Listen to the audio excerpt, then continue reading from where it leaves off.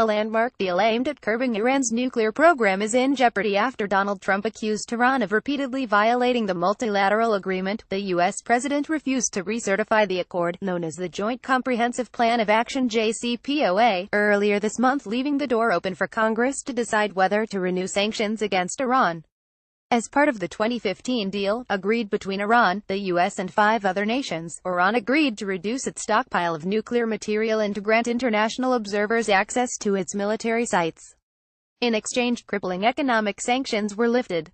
Trump, a fierce opponent of the accord, claims Tehran is not upholding its obligations, a judgment shared by a number of conservative lawmakers, says the Los Angeles Times, but many others, including several of his top cabinet officials, most EU diplomats and the United Nations, disagree with him and say the deal is working, the newspaper reports. So who is right? What did Trump say? The president has accused Iran of multiple violations of the agreement and refused to recertify the deal. These alleged infractions include exceeding limits on heavy water used to cool nuclear reactors, along with the number of advanced centrifuges allowed under the deal. Additionally, Trump claimed that the regime had intimidated international inspectors into not using the full inspection authorities under the agreement. Iranian officials and military leaders have repeatedly claimed they will not allow inspectors onto military sites, even though the international community suspects some of those sites were part of Iran's clandestine nuclear weapons program, he said in a White House speech on the 13th of October. What does Tehran say?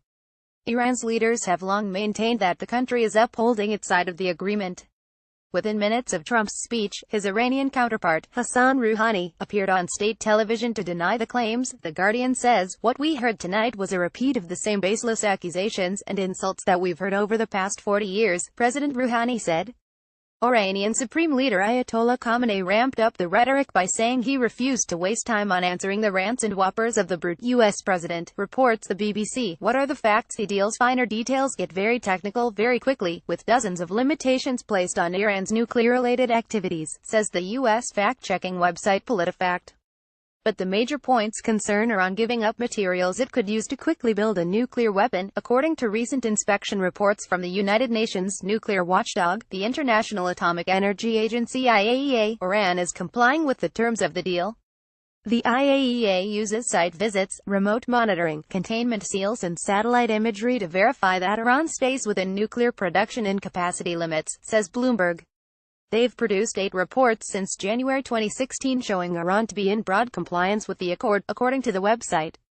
Iran's stockpile of low-enriched uranium stood at 88.4 kilograms 195 pounds as of the 21st of August, well below the 300 kilograms 661 pounds limit set by the JCPOA deal. Its number of operating centrifuges, the fast-spinning machines that separate the uranium-235 isotopes used in fission, was below the limit of 5,060 set by the accord, adds Bloomberg.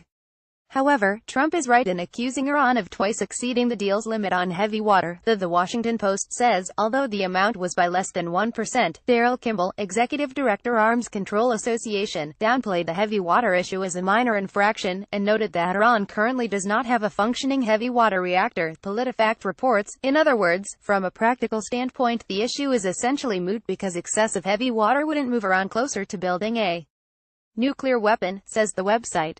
As for Trump's claim that inspectors are being denied access to sites, the IAEA disagrees. So far, the IAEA has had access to all locations it needed to visit, Director General Yuki Amano said after Trump's speech.